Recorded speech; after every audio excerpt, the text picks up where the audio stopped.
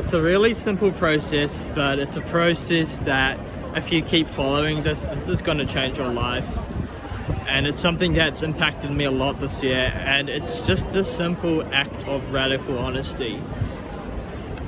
It's been surprising how often I've been dishonest with myself, and you can start to notice this when there's something you think about and you might have a default response.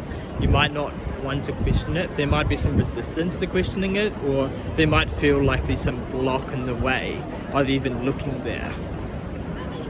For example, it might be your vocation, it might be your job, it might be your career, and you might be so used to working that job, used to being in that vocation, that you don't even question, is that actually the thing I want to do in my life? Is that actually what I'm interested in?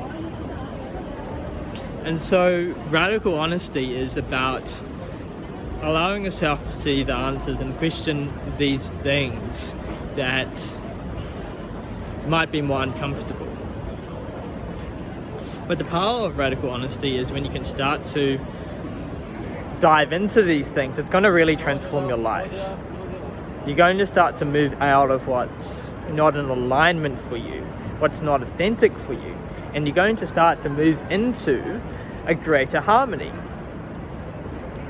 And this gives you a greater sense of, okay, this is actually what I want. This is actually how I want to live my life. This is actually the answer to, me wanting to do something or me not wanting to do something. Because how often do we lie to others or ourselves? And more often than not, we are lying to ourselves, but the lying to ourselves bit is the really confusing one. Because when we lie to ourselves, we often have a block there that's preventing us from realizing that we are lying to ourselves. There is a barrier, there is something there. But you can't really make growth in your life if you're lying, right? You can't really figure out deeply at the core being of who you are, what you should be doing in a situation, what you want to do in a situation, if you are living to some lie.